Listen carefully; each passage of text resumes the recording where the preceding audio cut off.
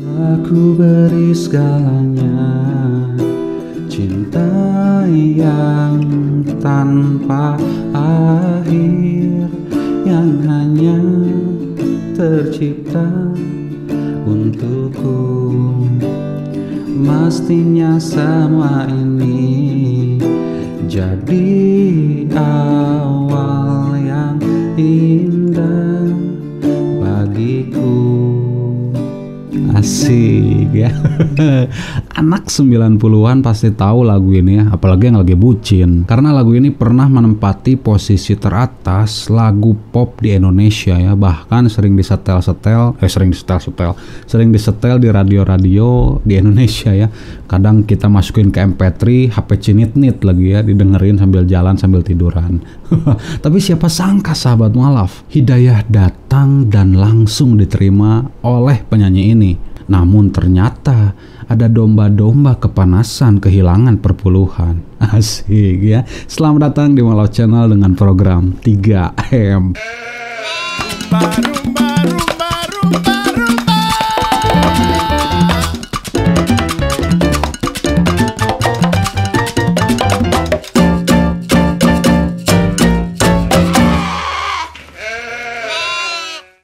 Assalamualaikum warahmatullahi wabarakatuh. Alhamdulillahirrabbilalamin. Segala puji dan syukur kita panjatkan kehadirat Allah subhanahu wa ta'ala yang telah memberikan kita nikmat iman dan Islam yang begitu luar biasa.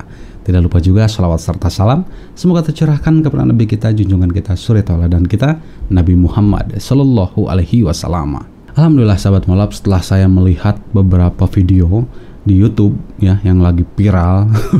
Ini luar biasa nih ya, reaksi daripada domba-domba yang kehilangan jemaatnya mereaksi video dari Mbak Tere Pardede. Padahal videonya udah lama gitu ya. Beliau mualaf tahun 2000 dan beliau jujur sahabat, waktu pertama masuk Islam itu belum kafah, jadi masih membuat lagu-lagu dan belum tutup aurat.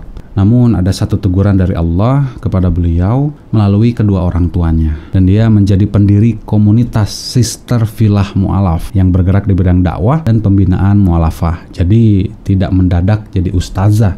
Seperti video yang akan kita bahas kali ini, ada satu domba yang kepanasan dan menganggap bahwa Mbak Tere Pardede ini mendadak jadi ustazah.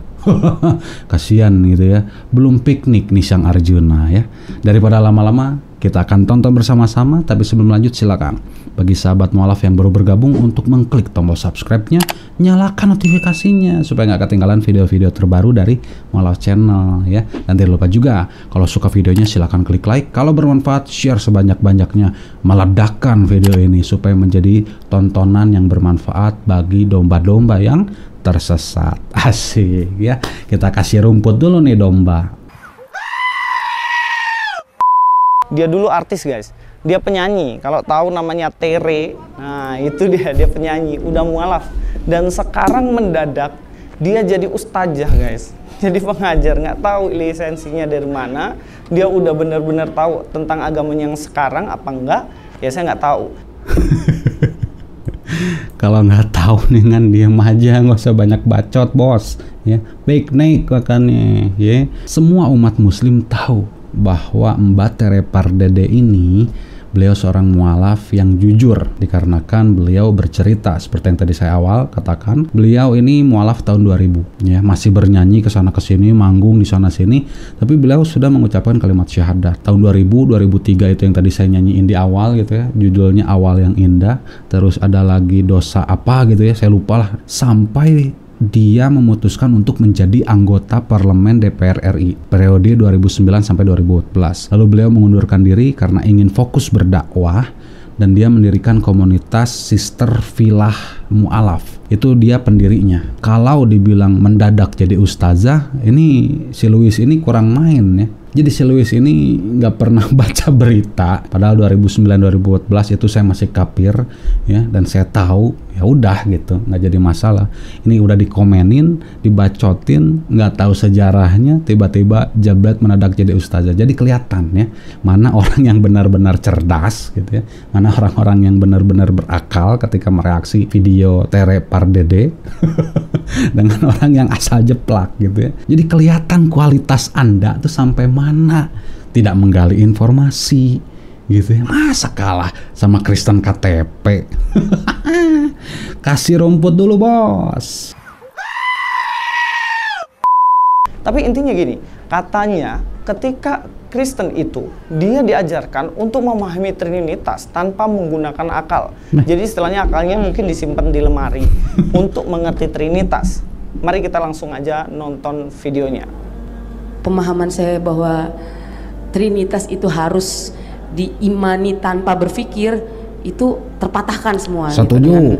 Dengan adanya saya diberikan tuntunan untuk membaca Al-Quran, terutama ayat-ayat tadi. Iya ya, jadi memang seperti itu ya, karena ini udah menjadi rahasia umum ya, sudah terbongkar di media sosial. Ketika ada orang yang bertanya, udah kamu jangan banyak tanya, imani saja ya, cukup engkau percaya bahwa Yesus adalah Tuhan dan Juru Selamat Allah yang menjelma menjadi manusia, Roh Allah yang berubah menjadi manusia, cukup imani saja. Kalau ada yang nanya berarti kamu tidak punya iman. Ini udah sering diucapkan, udah banyak di YouTube juga gitu ya. Jadi nggak salah bahwa Mbak Pardede mengatakan seperti ini tuh kejadian gitu, sama saya, sama para mualaf yang lain ketika bertanya kepada para pendeta yang memang tidak tahu menjawab Trinitas, ya gitu jawabannya. Kamu nggak punya iman memahami itu, atau cukup imani saja ya, percaya saja kamu Yesus itu sebagai Tuhan dan Juru Selamat, kamu pasti selamat. Udah rahasia umum, bos ya. Aduh, ya udah kita tonton lagi. Yang pertama, ada beberapa hal yang ingin saya sampaikan di sini. Yang pertama, bahwa mengatakan bahwa untuk memahami Trinitas itu tidak boleh memakai akal, itu sebuah kesalahan yang besar. Kenapa? Karena sebenarnya orang-orang Islam sendiri mengatakan bahwa ketika memahami Trinitas itu nggak mungkin ribet, nggak bisa terpahami, dan juga ribet karena tidak masuk akal dan lain-lain. Tunggu. Ini saya yang salah dengar atau dia yang salah ngomong gitu ya? Ini saya kurang ngerti nih ya. Coba dengerin sekali lagi nih. Agak aneh nih ya. Karena sebenarnya orang-orang Islam sendiri mengatakan bahwa ketika memahami Trinitas itu nggak mungkin ribet, nggak bisa terpahami, dan juga ribet karena tidak masuk akal dan lain-lain. Nah ini karena orang-orang Islam sendiri mengatakan bahwa ketika memahami Trinitas itu nggak mungkin ribet, nggak bisa terpahami, dan juga ribet.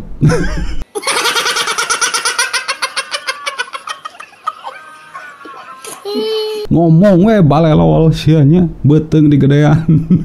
Aduh ya lo bateng dahar jukutnya.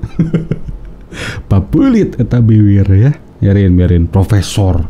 Sebenarnya bukan ribet untuk memahami Trinitas. Hanya saja Anda tidak mau berpikir, nggak mau capek-capek berpikir tentang Trinitas. Ya, mau dipikirin pakai akal jungkir balik, salto, guling-guling, dipelototin 3 hari 3 malam, gak akan masuk ke akal pikiran sehat, bos. Kenapa? Nanti ya kita akan pelajari setelah dia membacakan ayat di dalam Bible. Kita lanjutin lagi ya. Sebenarnya kalau menggunakan kecerdasan sedikit untuk memahami Trinitas, Anda akan mengerti. Kenapa? Sebab Trinitas sendiri sudah ada di dalam Alkitab. Sekarang saya mau ambil salah satu contoh. Sebenarnya ayat tentang Trinitas banyak banget dari Perjanjian Lama sampai Perjanjian Baru. Tapi saya mau ambil satu saja, guys. Kita akan tunggu nanti bagaimana dia membacakan ayat Trinitas di dalam Perjanjian Lama ya. Padahal tidak pernah ada satu ayat pun yang mengatakan Trinitas itu dalam Perjanjian Lama. Biasa ya. Biasalah. Di dalam 1 Yohanes 4 ayat 2, demikianlah kita mengenal Roh Allah. Setiap roh yang mengaku bahwa Yesus Kristus telah datang sebagai manusia berasal dari Allah. Dari ayat ini sebenarnya ada Trinitas, 3 pribadi Allah yang dinyatakan langsung di dalam ayat ini. Yang pertama adalah Roh Allah. Wih ya, ada Roh Allah katanya. Ya makanya mau dipahami sama orang awam pun mereka tuh pasti mikir gitu ya. Makanya ada sekte Wanas ya, terus ada Unitarian, ada Katolik, ada Saksi Yehova ya, terus ada Pantekosta, Ortodoks, Karismatik, dan masih banyak lagi lah sekte-sekte di dalam Kristen itu. Satu Kristen dengan Kristen yang lainnya ini saling bertentangan ya, saling berdebat tentang Trinitas, ketuhanan yang esa dan ketuhanan yang 3. Trinitas dan Wanas ini yang paling sering adu domba ya, udah mah domba diadu ya, mereka sendiri yang adu domba.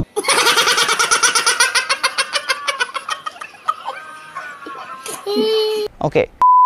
Nah, sekarang kita akan dengerin sedikit penjelasan dari Babang Arjuna ya. Bagaimana kita bisa mengenal Allah, mengenal roh Allah kalau kita nggak pakai akal kita? Ya nggak mungkin. Kata mengenal di sini adalah bagaimana kita bisa mengerti baik-baik, ginosko, memikirkan dengan akal kita, mengenal roh Allah. Kita nggak bisa mengenal roh Allah kalau otak kita disimpan di kulkas, guys. Nggak akan bisa. Lo aja kali, gue enggak. Jadi kita harus menggunakan pikiran untuk mengenal roh Allah. Sehingga ketika kita mengenal roh Allah, kita akan mengenal Yesus yang adalah anaknya sendiri. Yang artinya Allah menjadi manusia, menyelamatkan kita. Siap. Astagfirullahaladzim ya. Ini kalau kita dengerin ya omongan si Louis ini keren banget nih guys. Asik ya, ngikutin. Jadi gini guys ya, kata si Louis gini, kita akan mengenal Yesus yang adalah anaknya sendiri, anaknya Allah berarti, yang artinya Allah menjadi manusia, menyelamatkan kita. Beda ya pemikiran manusia yang sehat dengan pemikiran domba gitu ya, yang nurut sama perkataan gembalanya ya.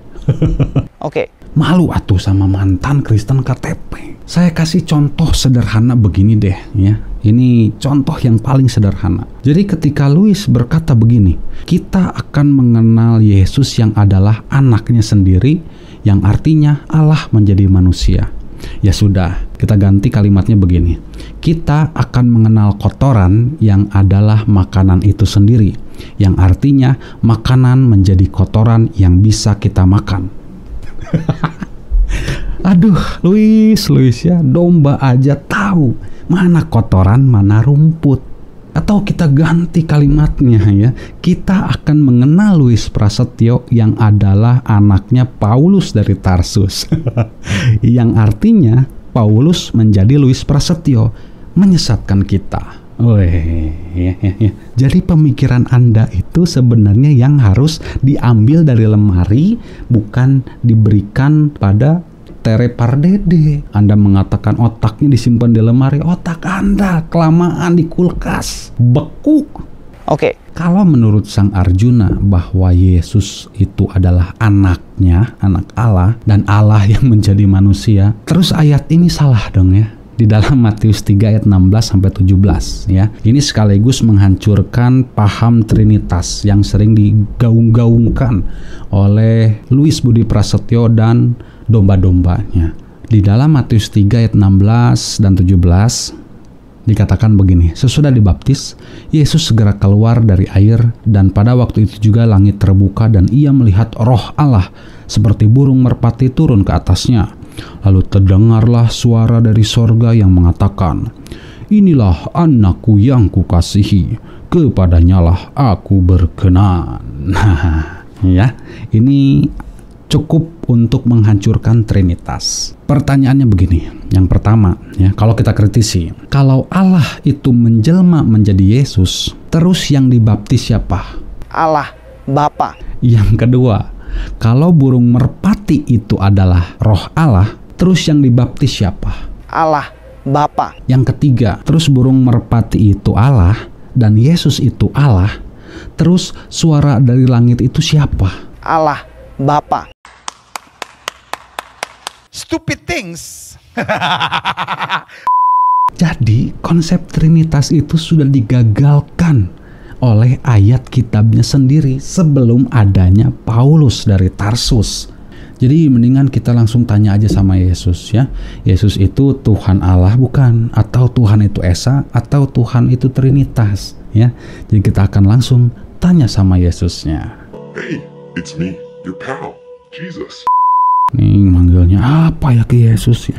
Ya udah deh ya, Yesus saya mau ngomong nih ya, mau nanya nih. Tuhan itu 3 oknum atau Esa sih? Oke, sebenarnya sudah tertulis, tapi dia nanya lagi, pura-pura nggak tahu. Jadi gimana ya? Aduh, ya. Jadi saya jelasin lagi. Oke deh.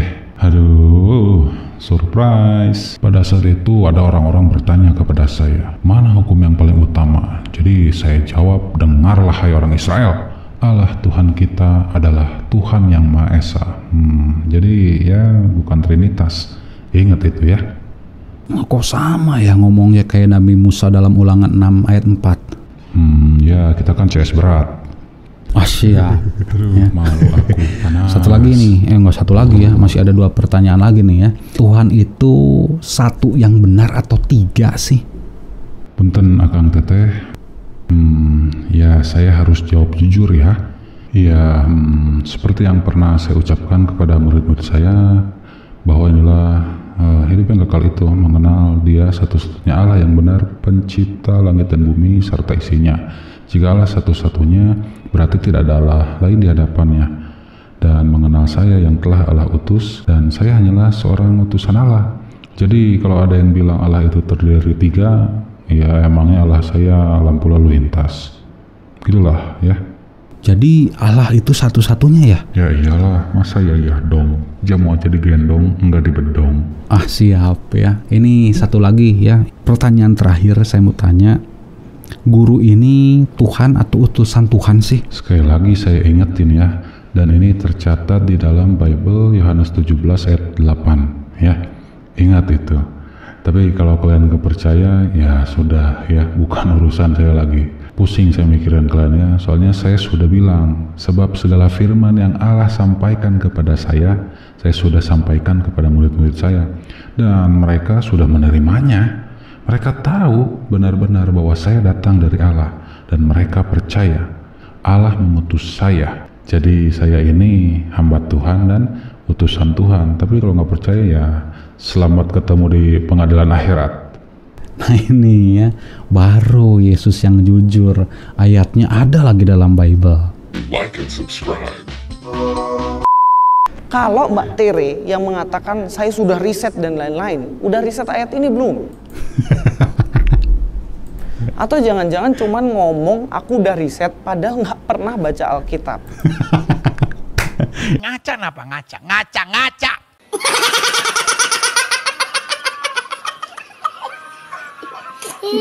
Mulut Anda itu sebenarnya mengatakan bukan kepada Mbak Tere. Anda sendiri sebenarnya mengatakan itu kepada diri Anda sendiri. Oke, jadi sekali lagi saya katakan bahwa kita harus memakai akal budi kita untuk mengenal Allah Tritunggal, yang adalah Allah yang dinyatakan di dalam kitab Perjanjian Lama dan Perjanjian Baru, Taurat, Injil, dan di dalam keseluruhan Alkitab kita.